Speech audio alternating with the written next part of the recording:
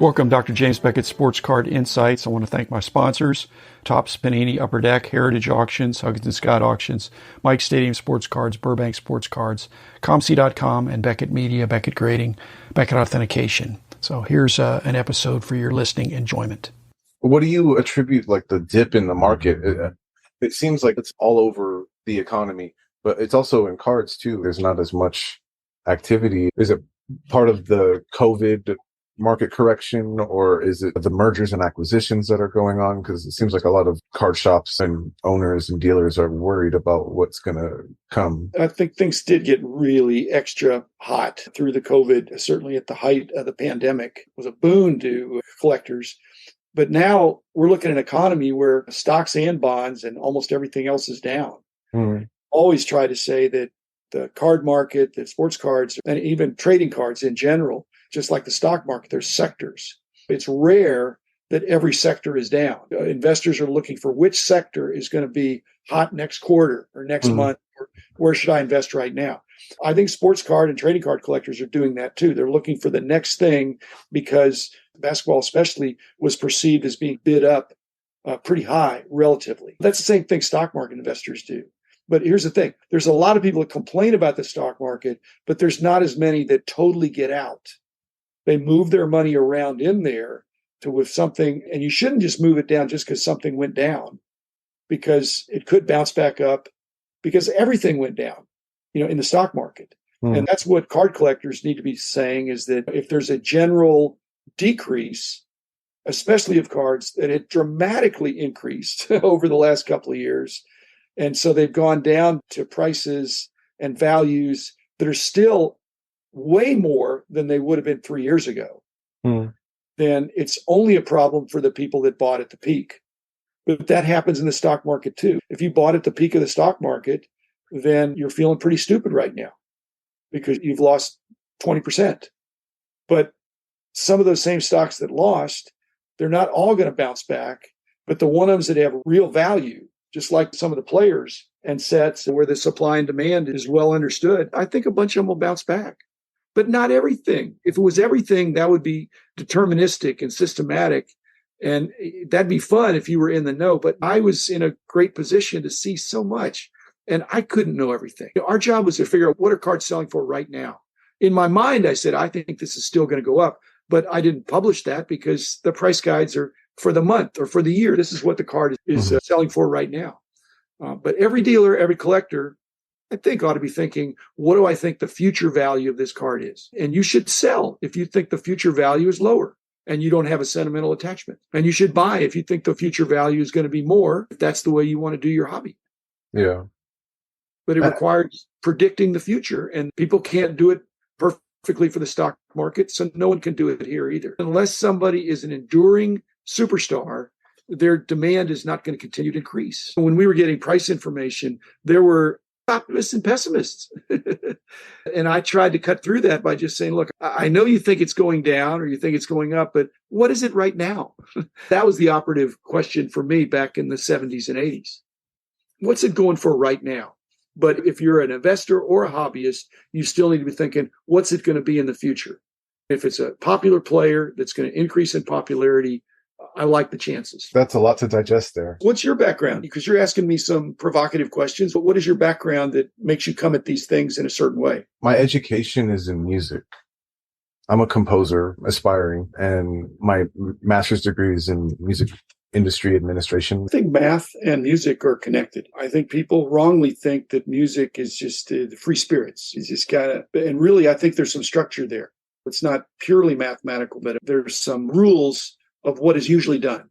Back when I got started, it's an unstructured hobby, like a symphony without a conductor. I'm not saying I was the conductor, but I tried to provide some reasonable music that people could say, okay, for example, these are fair trade values for these disparate cards in different sets, different players, and here are the relative values of how this can all work together. So I think there's some parallels to music.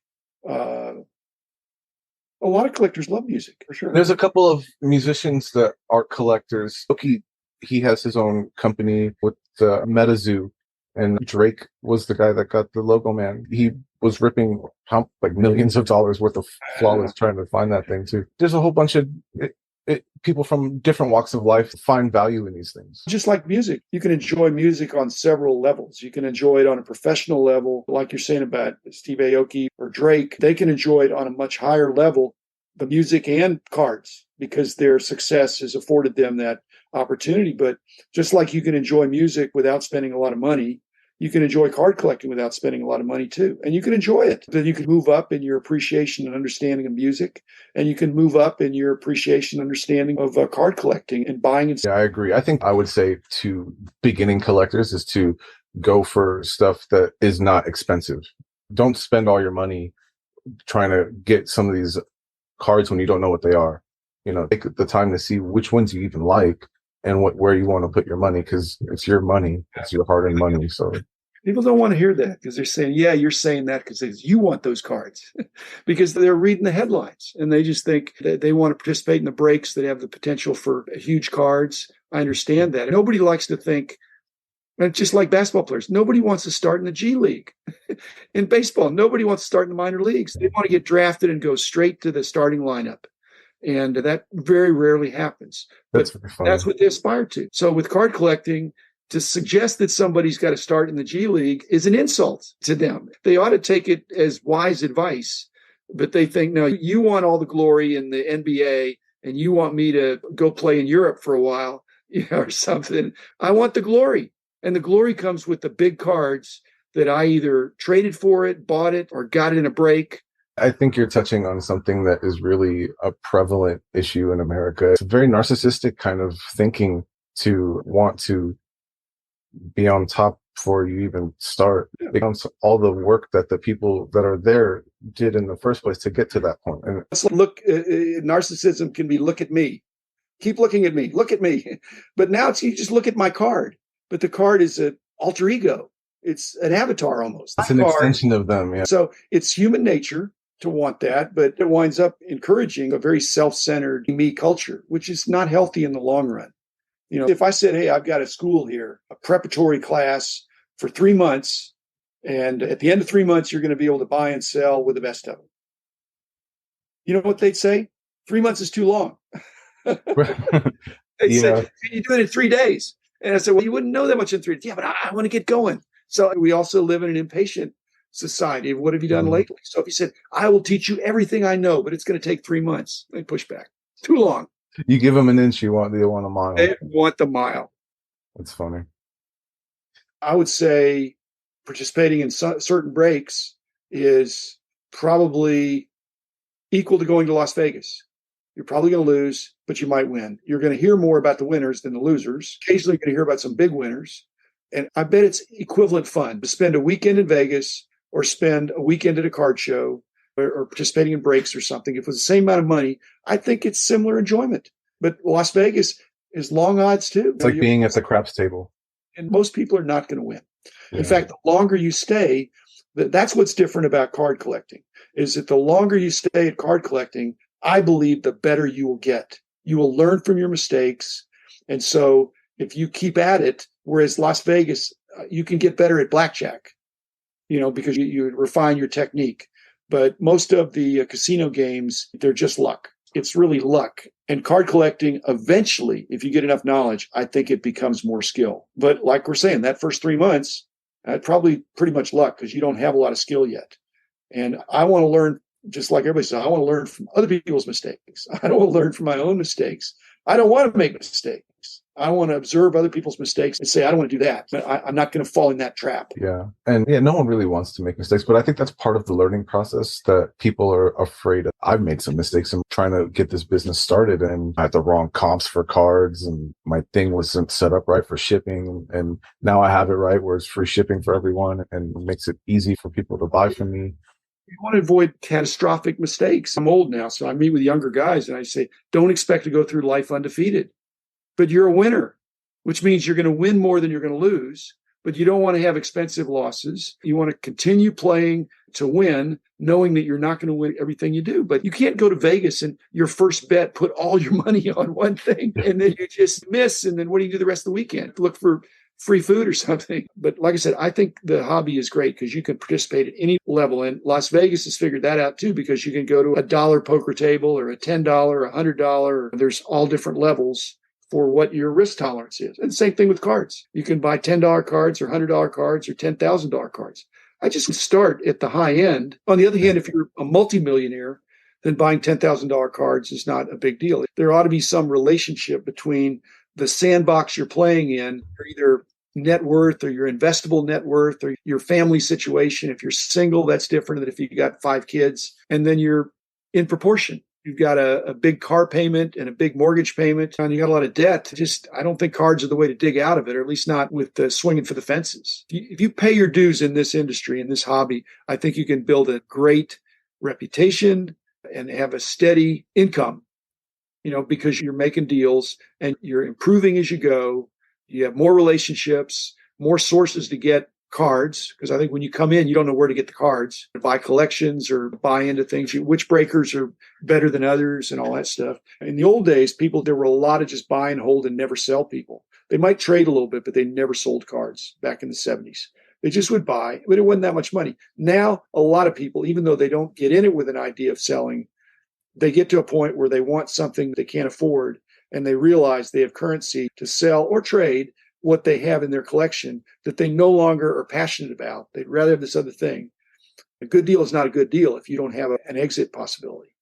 That's like organizing and planning, and just like with any portfolio and forecasting out into the future and having long investments as opposed to short-term, quick flipping kind of things. It's a different mindset for those two perspectives and in between for however you want to add value to your collection or wealth generation. It's more like a pastime, and various reasons why someone would want to choose to have that in their life.